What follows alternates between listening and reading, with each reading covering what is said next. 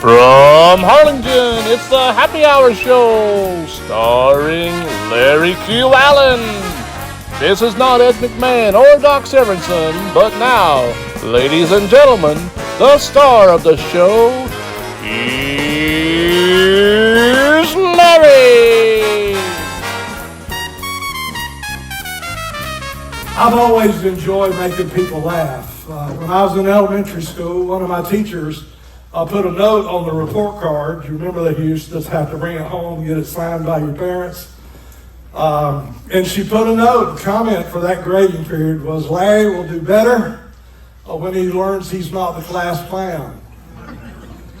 I told my mother, my teacher will do better when she learns that I am the class clown.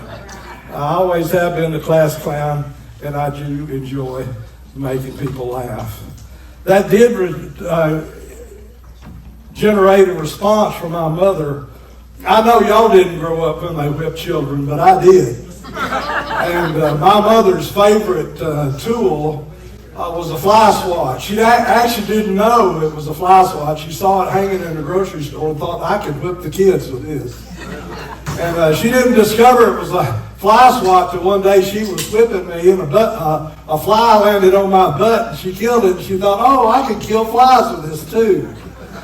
And from then on I got whippings with fly swat full of fly guts. And that is a very healthy thing to do. You know, I'm sort of an inventor of sorts. I'm an idea guy. I'm not an engineer. I can't figure out how to do them, but I have come up with a couple of inventions. One is, I haven't come up with a name for it yet. You know how people drive slow in the fast lane? Does that aggravate you? That aggravates me about as much as anything I can think of. And in thinking about that, I came up with an idea. It's sort of an idea that came from Star Trek. But I believe that every car ought to have something built in the grill that shoots a pulse of energy so that when I get behind a car going slow in the fast lane, that I can shoot them with that pulse of energy and it will relocate them. It'll be like a beam me out of the fast lane, Scotty. And it sends them to a country road in the middle of nowhere, and they have no idea where they're at, and their GPS is disabled. I figure you do that 2 or 3 times to a person, they'll stay out of the fast lane. That's just my opinion.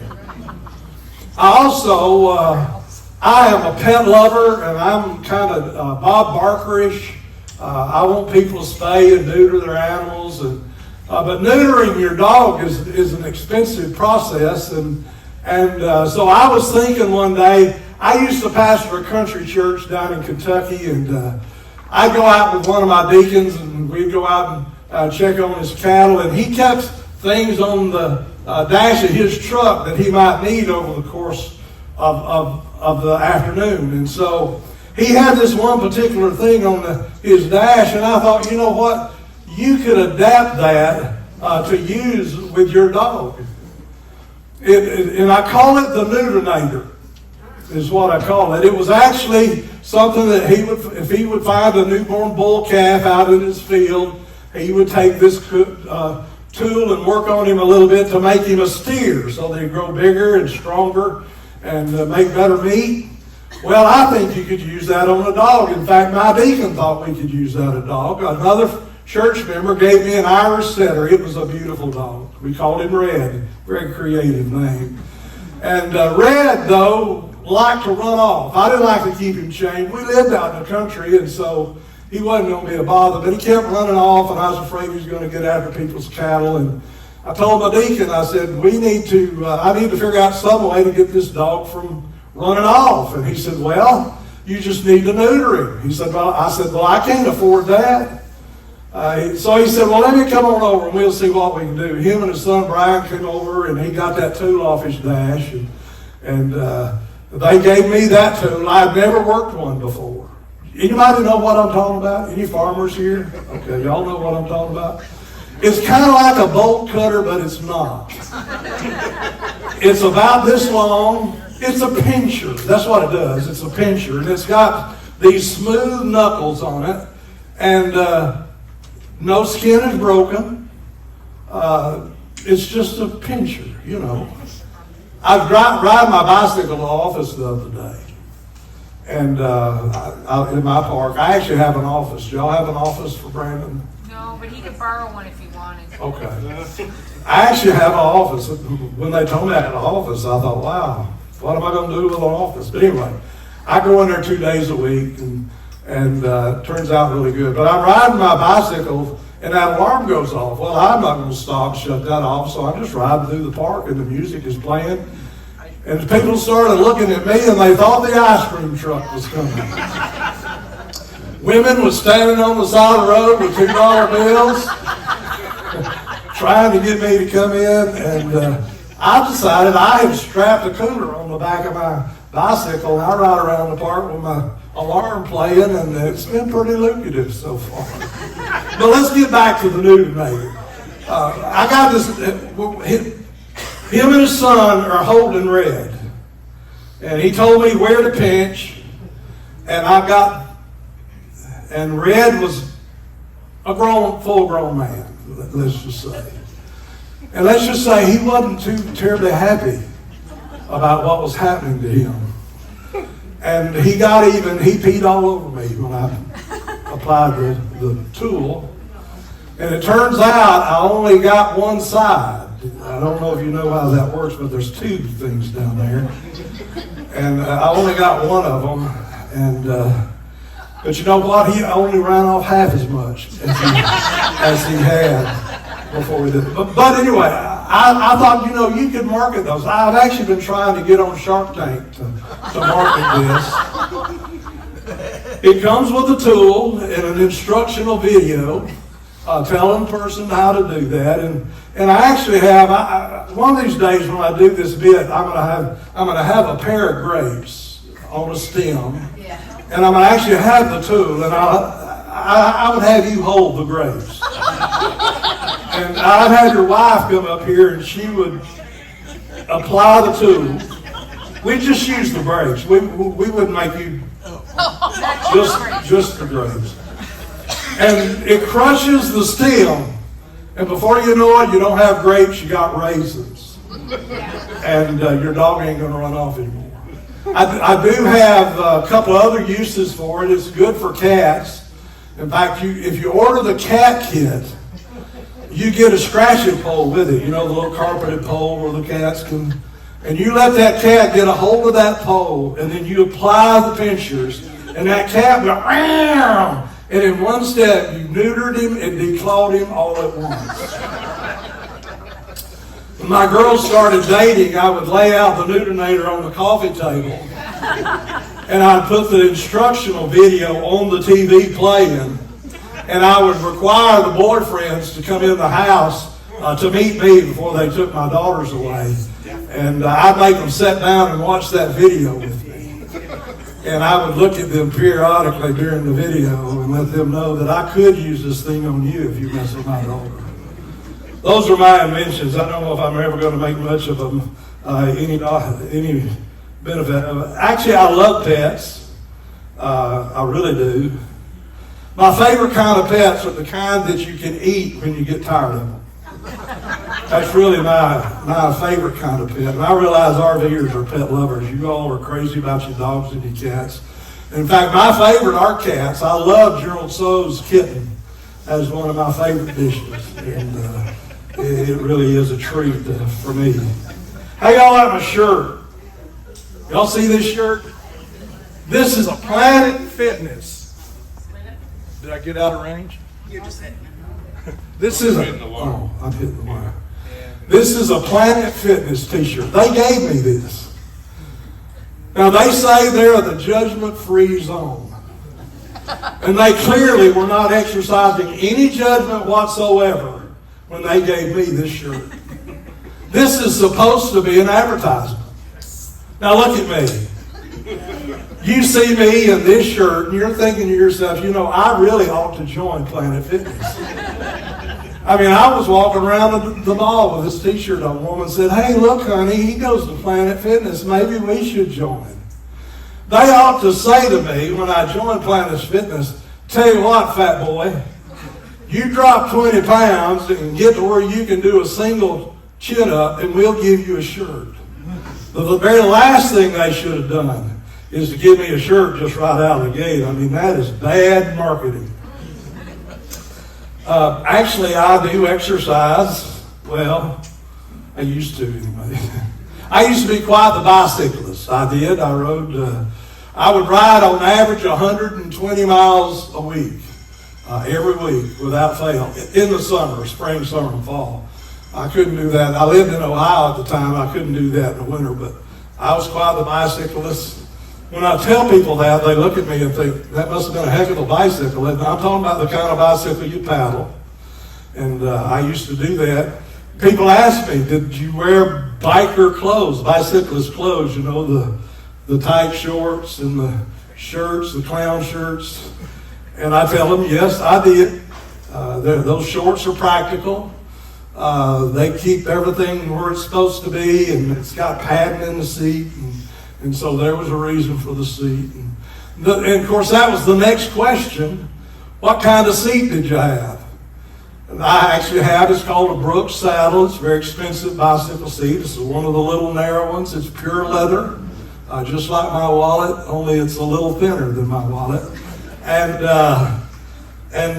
people think, don't that hurt? Well, you built up a resistance to it. But one of the problems is when I would sit on it, the seat just disappears. I mean, there's no evidence of a seat. There's just no evidence that there's a seat there at all. And when I get off of the seat, it kind of goes, like you're undoing a cork. But I love bicycling. I've done several vacations riding my bicycle where I'd ride 350 to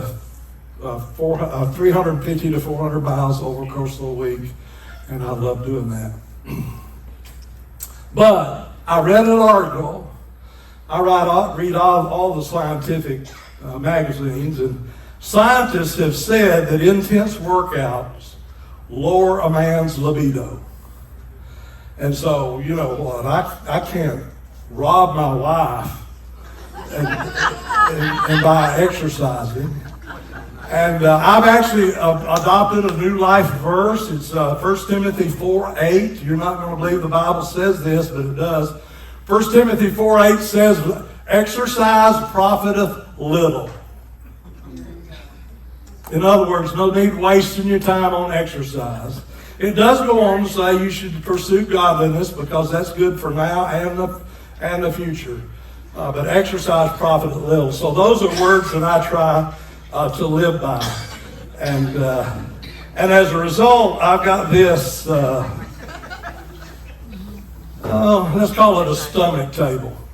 A lot of people get into body language. This gentleman's got his arms folded. That means he's not happy about what's happening here. That's what that means. That's what they tell us anyway, isn't it? Did I upset you? Does it make you nervous that I want to neuter your dog? But see, I don't believe that. For us, and I'm not calling you fat, but for us larger people, it's just a place to rest our arms. That's all. It's a good place to rest my arm. And when I'm in my recliner, I can put my plate there and eat my dinner. I'm forever losing my wife and my remote. I'll look over on the table and look around. Oh yeah, there it is, on the stomach table. And so I don't take a whole lot from that body language. It is just a thing. So I just flew last week. We went to Minnesota to be with our daughters in Minnesota for Christmas, and on the way back, we're waiting to get on the plane and met somebody coming to Fig Tree. Are y'all here today? No, I didn't think they'd come. I tried to get them to come. I said, look, I'm doing comedy there. But isn't that a coincidence that I'm getting on a plane to come back to Harlingen, and there were about 8 or 10 of them. Their mother lives here, whoever they are, who's got a bunch of family and visit them. I know y'all know. Y'all know about everybody in the park. All right, forget you. All right, but anyway, I remember the very first time I flew. I was well into my 30s before I'd ever flown in an airplane, and I was so excited. I had flown from Cleveland, Ohio to Philadelphia to do a revival there for a church there just outside of Philadelphia. And I'm on the trip back. I'm sitting on the airplane waiting for everybody to board and us to taxi off and take off. And I was 40 pounds heavier then than I am now, believe it or not. I know that's hard to imagine, but just add another 40 pounds to this and I was a seatful, right? I was a seatful. Well, here comes a woman who was the biggest human being I had ever seen. And guess where she was assigned to sit? Right beside me. I looked at her, and she looked at me, and I looked at her, and I said, this ain't gonna work, is it? And I said, you have your seat. I'm gonna go talk to the flight attendant. And I found the flight attendant. I said, you see that woman over there? Do you see me? That ain't gonna work. Sir, let me find you another seat. She actually did that for me, and I bet that woman is thankful to this very day. Used to, you get a seat on the exit row all the time. I like the exit row. You got more leg room. It's just better. But now, they want you to buy that row. And I ain't buying that. I pay a buttload of money for that ticket. They ought to let me drive the plane. But I'm sure not going to spend another $40 to get on the exit row. But I bought such a cheap ticket this time that they didn't assign my seat for me until I got to the gate. But I got to the gate this time on our return trip, and they said, would you like the exit row? Boy, howdy, did I want the exit row. I said, absolutely. Would you feel safe on the exit row? Well, absolutely. Now, you couldn't get me through an exit door if you had to. But I was down for the exit row. So I'm sitting there in my seat, and I've got the window by the door. The seat by the door. And we're in flight, and I'm bored, and I'm looking around. And there's a little square up above the window on that door, and it says, pull here. Well, when I was in high school, you know how they vote you the most likely to succeed and most likely not to succeed and all those. I was voted least likely to follow instructions. I actually was. I made the yearbook for that. Well, and so my entire life, I tried to live in such a way where I didn't live up to that prediction. And so I looked up there and said, pull here. And so I did. I pulled there, and all of a sudden the alarm went off in the airplane. Thank God the door didn't open. There's another handle up in there. But it said for me to pull here. So I pulled here, and I'm not going to get to fly Delta anymore. One time I was right behind the exit row, and and the plane seemed to be full, so I just slipped out of my seat and sat up there. And a woman that was even bigger than the woman I described before, I'm not kidding. She was 5 feet tall and 6 feet wide. I don't even know how they got her in the plane. That's the honest truth. She was enormous. And she come in and sat in the exit row. In fact, she told me to get out of her seat because she had this seat. I was incensed. The very nerve of this woman, honestly, I'm twiggy compared to her. This woman was enormous. There's no way you could have greased her up and not got her out the exit door. If we'd have had a crash and she got wedged in that door, we would have all died. At least those of us that were going to have to use that for that. So my wife and I, we live in RV. We've been full-time RVing since 2019. We live in a 35-foot motorhome. We got a couple of, it's older, it's 2006, but we do have a couple of slide outs. When we made the decision to do that, all of our friends thought we were just lost our mind. And they would ask, how do you think you can live in such a small space? And the average couple, they only use 3 rooms in their house. Those other bedrooms, y'all hardly ever even go in there, unless you got junk to put away. You use your kitchen, and most houses today have a kitchen den, some sort of great room combination, the bathroom, and your bedroom. And some of you use the recliner more than you do the bedroom. And so we've got 270 square feet. And the only negative thing about it for me is that, sometimes the showers in RVs are kind of little. In a way, living in an RV is kind of like taking a cruise. My wife and I took a cruise a few years ago to Alaska. It was a great cruise. We had a wonderful time. And we got in there. We bought an upgraded, not a suite, but an upgraded cabin. By the way, I don't understand why they're called cabins. Do you? Cabins are out in the woods, made out of logs. But when you get on a plane, your cabin is such and such. We had this cabin. We had a balcony. It was really nice. And we had a shower that was almost as big as a phone booth. It was tiny. So what I would do when it was time to take a shower, I'd turn the water on, let it get warm, and then I'd squirt Dawn around on the walls of the shower, and I'd get in there and just spin around. That's how I would take my shower in that crazy thing. But our motorhome is a little bit better than that. We've got a pedal flush. Is that what you've got, a pedal flush in your RV? So we went to our daughter's, and they got a normal toilet. And I use the toilet, and I'm like Trigger, trying to count, trying to flush that thing. And then it dawns on me, habits are hard to break, aren't they? Old people, aren't they? I got in the habit of doing this, and when you got to do the real thing, it just throws me off. But, while we was on that cruise, we had anytime dining. Sometimes you've got an assigned dining time, but we had anytime. We could go anytime we want to. Well, doing that meant that we sat at a table full of different people every time. And after our first meal, the conversation kind of went like, who are you? Where are you from? What do you do? Is this your first cruise? Stuff like that. Well, we decided we could be anybody we wanted to be because these people don't know us.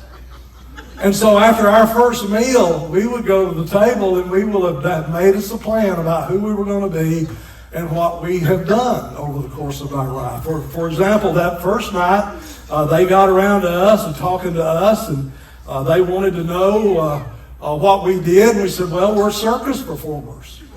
And they said they were just fascinated. Well, what is it you do? They were just fascinated. And we said, well, we're trapeze artists.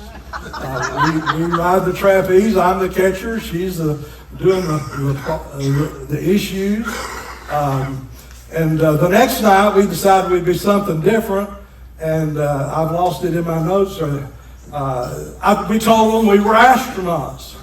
We had actually met at the space station, up on the space station, out in space, and fallen in love, and we came back to Earth and got married. And we told them that. And then we told them one night we were professional wrestlers. By the way, I've been mistaken on 2 occasions as a professional wrestler. And of course, with the physique like mine, it's no wonder. But I was in Africa, in South Africa, and we were with a missionary, and we had stopped to get gas. And in South Africa, all the gas stations are full service, literally full service. They pump your gas, they check your oil and water, they do the complete thing.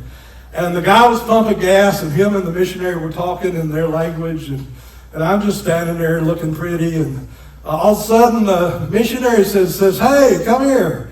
And I went over, and the guy explained to the missionary that he had seen me on television just the night before. This is a true story.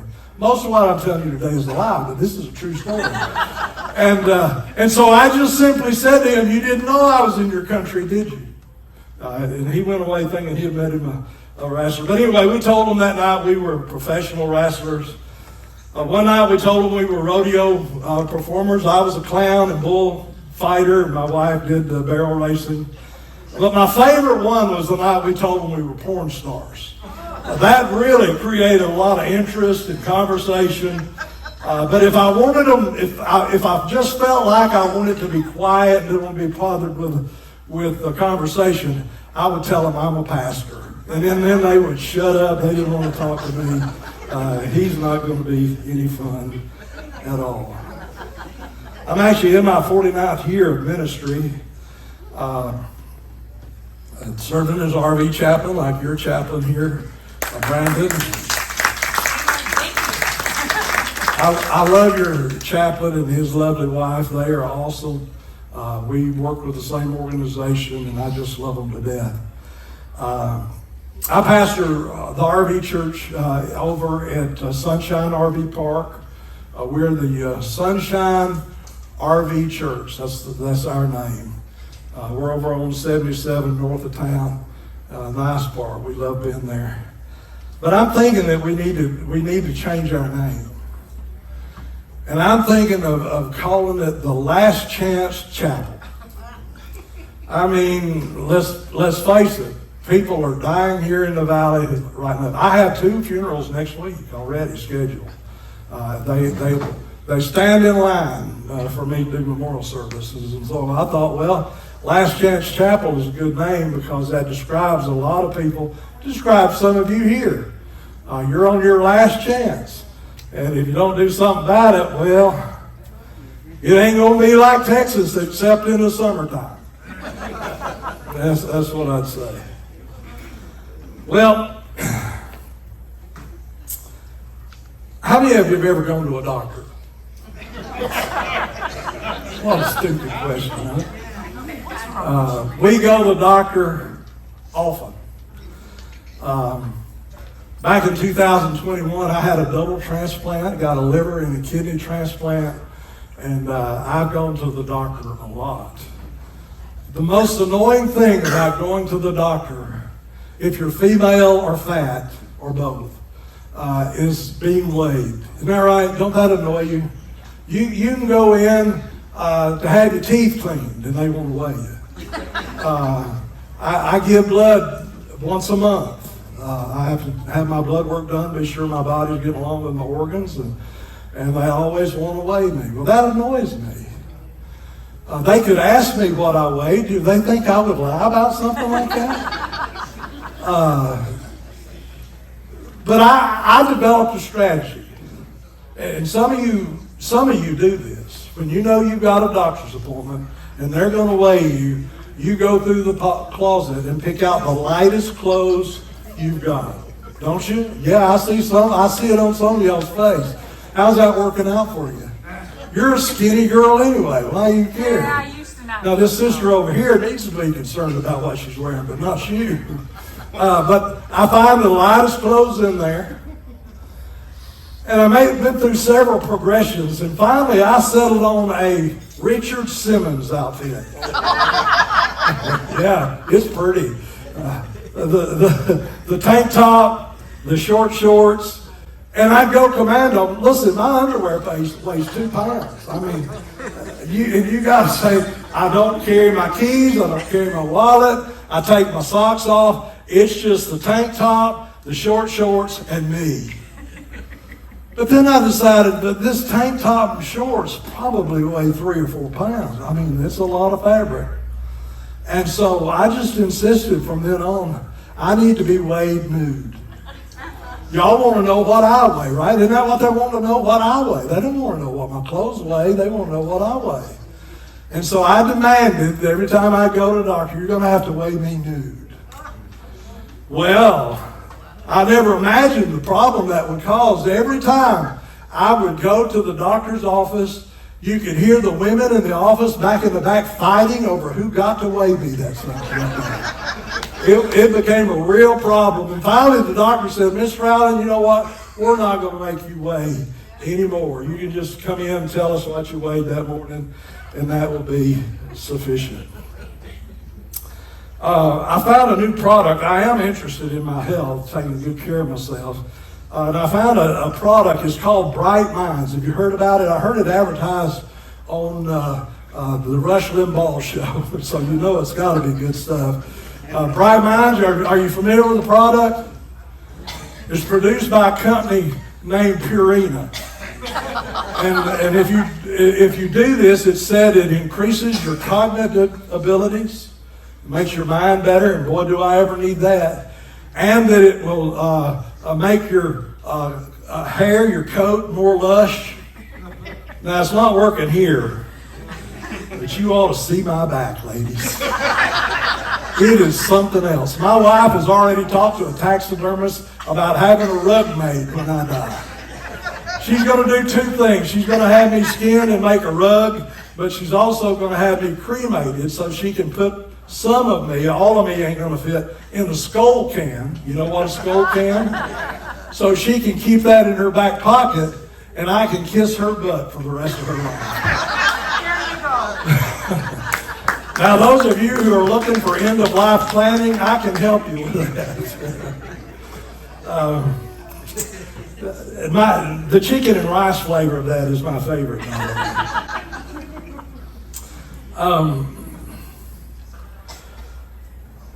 My wife and I began to have problems in the bedroom. That happens when you get older. You know how that goes, right? Yeah. I got an amen here, brother. Any of you sisters want to testify? By the way, I think they've taken up an offering for me, and I'm terribly broke. I want you to dig deep in your jeans for that green salad of salvation and cough it up today. No, seriously. It's a serious problem. We were having problems in the bedroom, and so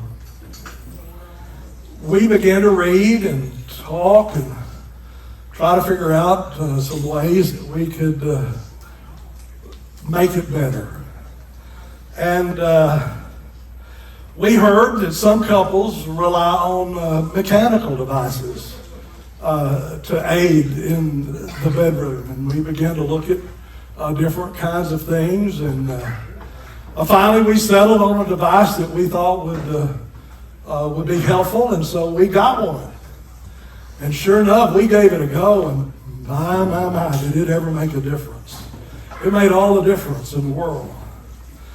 But with time, you know, things grow old, and we thought, well, maybe we need something else. So I talked to the doctor about, well, what is it that I could do to make things in the bedroom a little bit better for us? He said, well, there are medical solutions that you could do. There are pills you can take now that'll help with that. And so finally, he wrote a prescription for a little blue pill.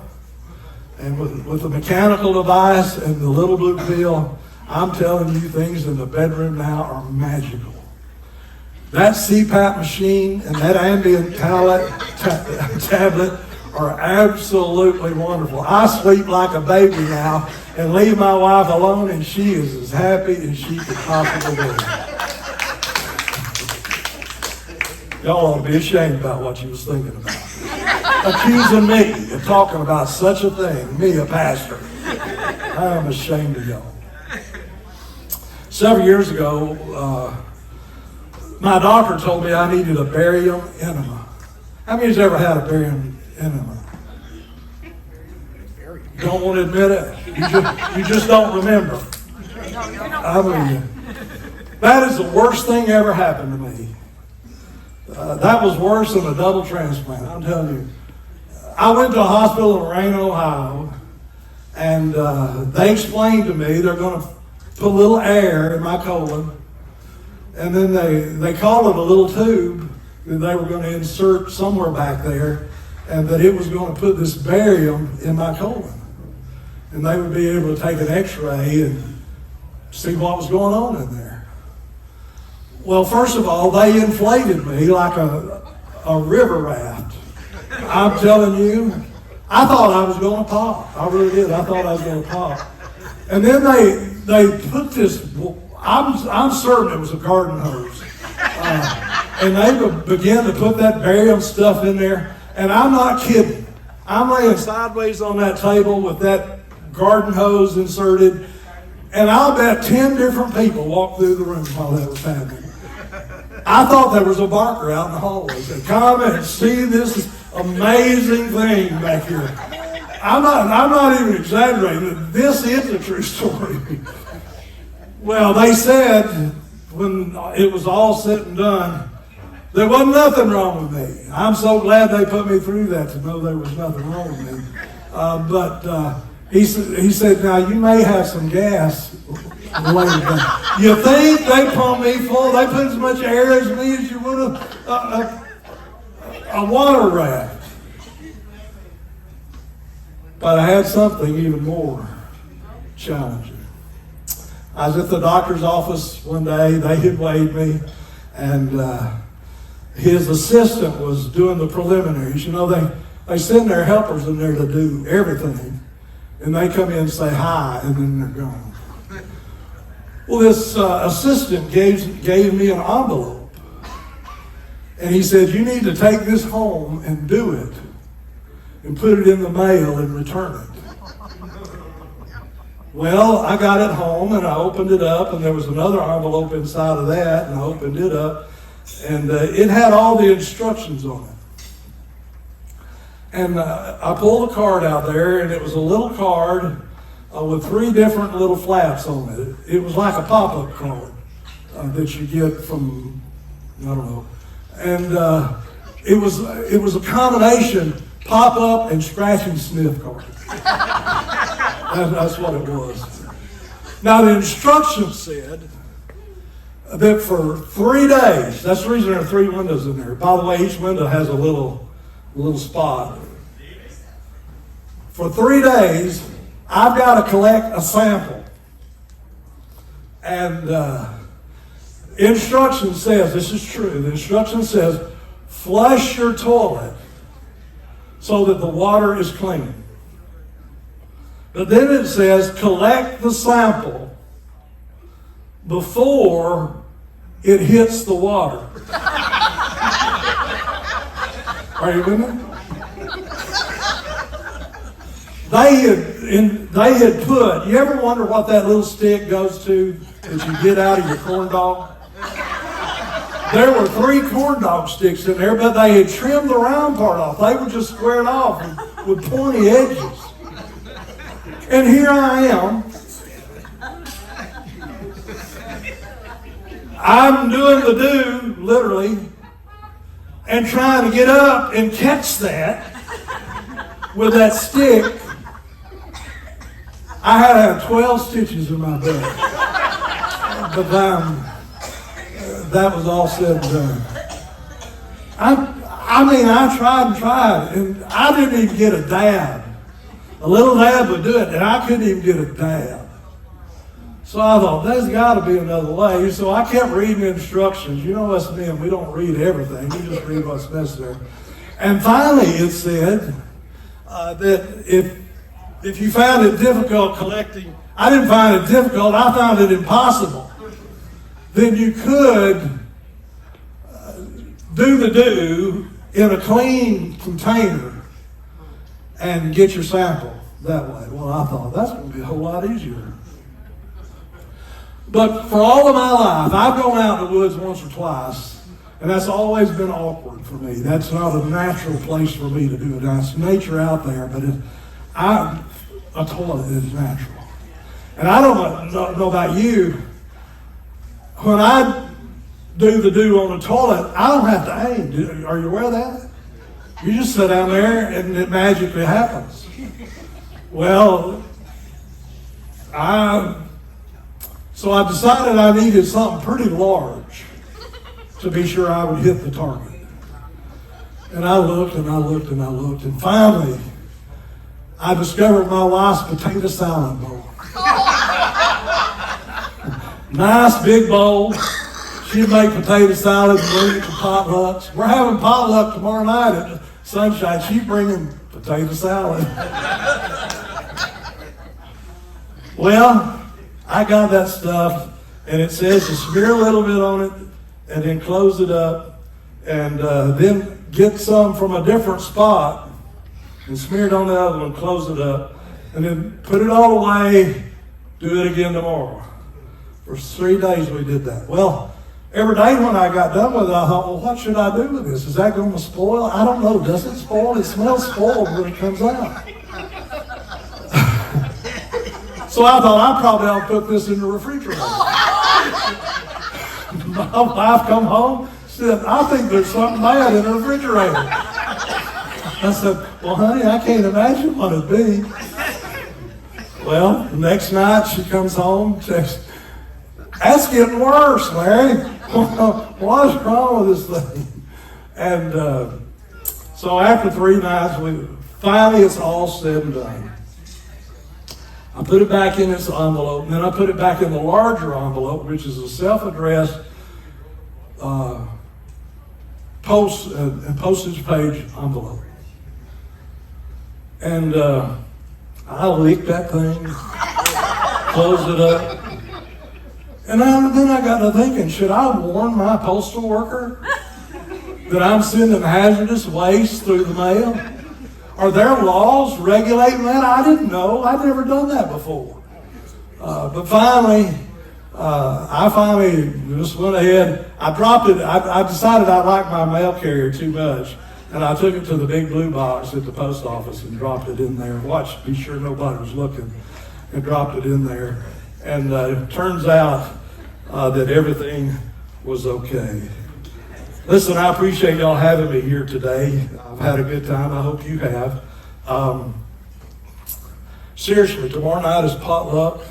You can't come this week, because you have to sign up in advance. But maybe y'all have them here. Maybe we'll come to one here, and we'll bring potato salad. We would love to share it with you. God bless you. Thanks for having me.